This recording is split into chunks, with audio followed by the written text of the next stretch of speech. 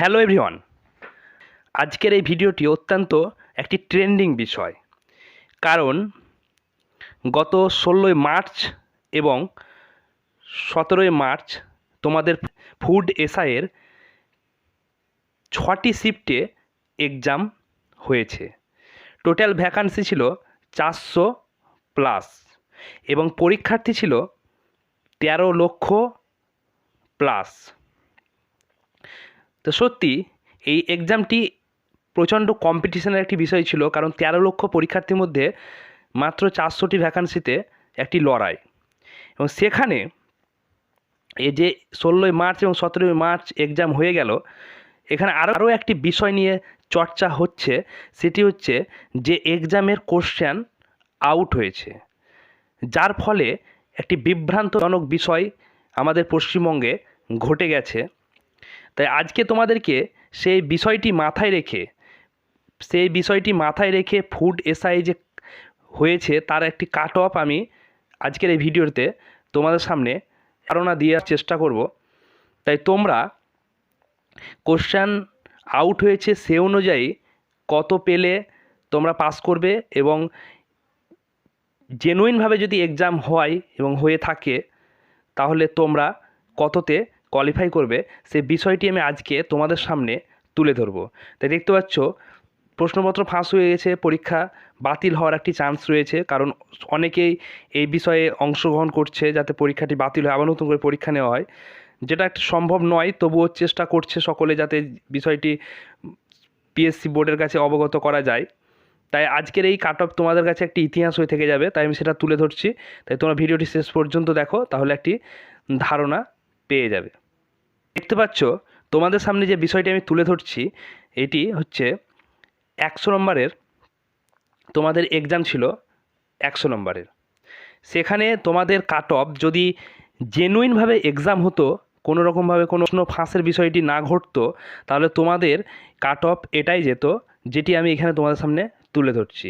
সেটি হচ্ছে ইউআরের ক্ষেত্রে যারা জেনারেল রয়েছে তাদের 79.66 এবং ওবিসি এর জন্য 74.66 এবং ওবিসি বি এর জন্য 75.33 এবং শিডিউল কাস্ট যারা রয়েছে এসসি তাদের জন্য 76.00 এবং শিডিউল ট্রাইব যারা তাদের জন্য 59.33।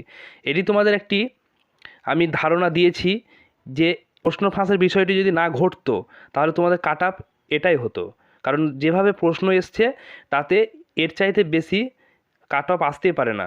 এটি হচ্ছে তোমাদের একটি প্রাথমিক ধারণা। এবং প্রশ্নপত্র যে ফাঁস হয়েছে তার জন্য যে একটি কাট অফ, সেটাও আমি তোমাদের দেখাচ্ছি যে কত হতে পারে, সেটি তোমাদের সামনে তুলে ধরছি, তোমরা দেখে নাও এর পরের পার্টে। এবার যেটি আমি তোমাদের সামনে তুলে ধরতে চলেছি এটি হচ্ছে প্রশ্নপত্র ফাঁস হয়ে যাওয়ার পরে যদি কোনো কারণবশত পরীক্ষা ক্যান্সেল না হয়, কারণ ক্যান্সেল হওয়াটা এর আগের ইতিহাসে নেই, যে 13 লক্ষ পরীক্ষার্থী আবার নতুন করে পরীক্ষা নিলে সেটি পিএসসি বোর্ডের কাছে একটি অনেক সমস্যার সম্মুখীন হতে হবে এবং বর্তমান প্রশাসনকে। তাই সেটি মাথায় রেখে আমি একটি কাট অফ রেখেছি, যেটা তোমাদের কাছে একটি ধারণা তোমরাও পেয়ে যাবে যারা এক্সাম দিয়েছো। দেখতে পাচ্ছ সেই কাট অফটি আমি তোমাদেরকে দেখাচ্ছি এবং সেই বিষয়টি তোমরা একটি প্রাথমিক ধারণা পেয়ে যাবে। ইউআরের জন্য 95 থেকে 100-র মধ্যে তোমাদেরকে কাট অফ পেতে হবে এবং ওবিসি এর জন্য 90+, ওবিসি বির জন্য 90+, এবং শিডিউল কাস্টের জন্য তোমার 85 থেকে 90, শিডিউল ট্রাইবের জন্য 83 থেকে 85 কিংবা 87। এটি হচ্ছে তোমাদের কোশ্চেন যে আউটের বিষয়, সেই বিষয়টি মাথায় রেখে আমি এই কাট অফটা রেখেছি এবং এই কোশ্চেন যদি আউট হয়েছে সেহেতু এই কাট অফটা তোমাদের যাওয়ার একটি সম্ভাবনা রয়েছে, আর যদি কোশ্চেন আউট না হতো তাহলে তোমাদের কাট অফ আগেরটাই হতো। যাই হোক, তোমাদেরকে একটি ধারণা দিলাম। আমি পরে ইন্টারভিউ তোমাদের এখানে 20 নম্বর রয়েছে, ইন্টারভিউ রয়েছে 20, তাই এটি হচ্ছে 100 + 20 সমান হচ্ছে 120।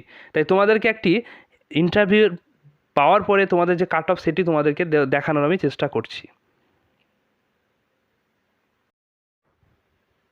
এই কাট অফটা আমি দেখাচ্ছি, এই কাট অফটা আমি তোমাদেরকে জেনুইনভাবে যে এক্সাম, সেই এক্সাম হলে তোমাদের কত কাট অফ হতো সেই বিষয়টি আমি এখানে তুলে ধরছি। 120 সমান একটি মেরিট লিস্ট, কারণ ইন্টারভিউ এবং এক্সামে যত মার্ক হবে সে টোটাল মিলে কত কাট অফ হতে পারে সেটা দেখাচ্ছি।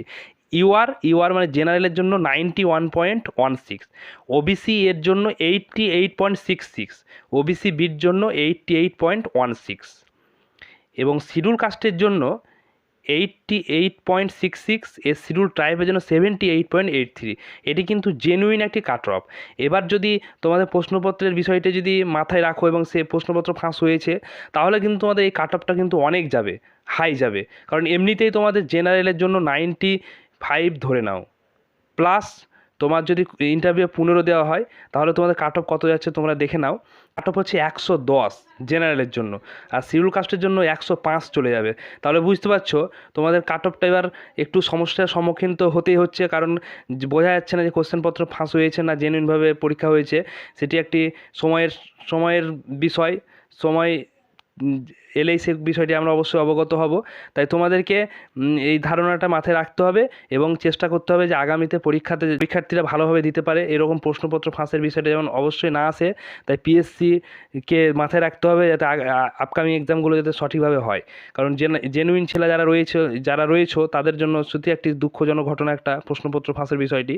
তাই আমি চেষ্টা করলাম তোমাদেরকে একটি ধারণা দেওয়ার, সেই ধারণা অনুযায়ী তোমরা দেখে নেবে। কি এবার প্রশ্নপত্র কিন্তু এবার দিচ্ছে না, তাই একটি ধারণা পাওয়ার একটা সমস্যার সৃষ্টি হচ্ছে।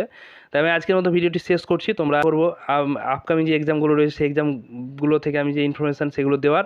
ধন্যবাদ। আজকের মতো ভিডিওটি আমি শেষ করছি।